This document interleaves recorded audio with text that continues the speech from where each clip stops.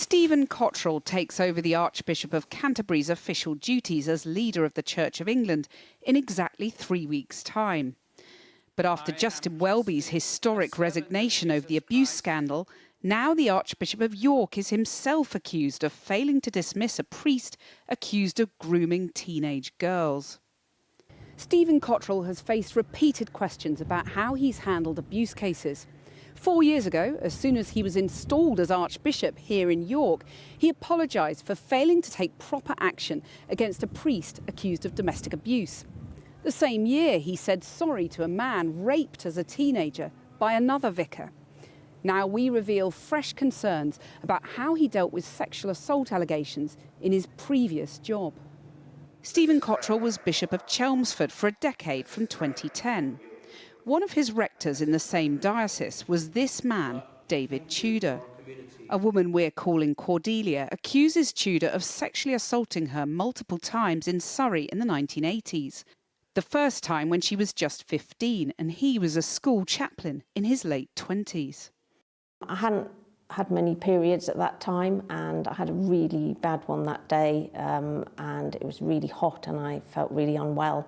So I went back to his house because I needed to wash some of my clothes, and so he told me to wait in his bedroom while that took place, and that's when it happened for the first time, and something in me broke that day, and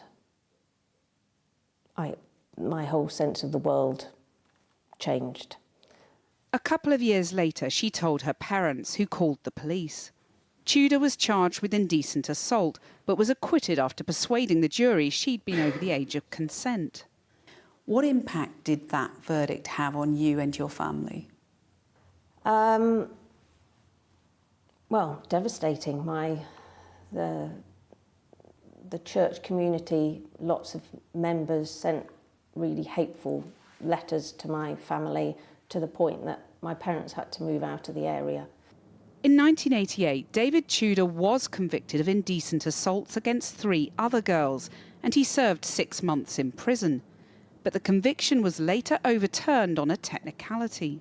He was suspended from ministry for 5 years, but became vicar of Canvey Island in 1997. Cordelia had no idea he'd been reinstated. What do you think that Stephen Cottrell should have done on becoming bishop in 2010? Well, I think he should have been a little bit more curious than he was. It was his job to know, and it was his job to find out, and it was his job to protect people and to be transparent and not to put the institution before the individuals that you're meant to be looking after. Tudor, pictured here with Stephen Cottrell, wasn't suspended until 2019, when he was arrested for a separate offence by Surrey police. The investigation was later dropped. He was only barred from ministry for life in October this year, after a church tribunal found that his behaviour towards 2 other teenage girls in the 1980s was sexual abuse and grooming. David Tudor had his conviction quashed in 1988. He was arrested in 2019 over an historic allegation of indecent assault, but the police dropped the charges. So what would you say to those in the church who say, well, in the eyes of the law, he's an innocent man? I guess technically he is, on paper, but how many young people from that time have come forward now to say, he did this to me? He did this to me, or I know someone that he did this to. And having read the tribunal, I think it's pretty damning. I think they realise they've got this wrong. They mention grooming, they mention taking advantage of his position. And I question why that wasn't done 36 years ago.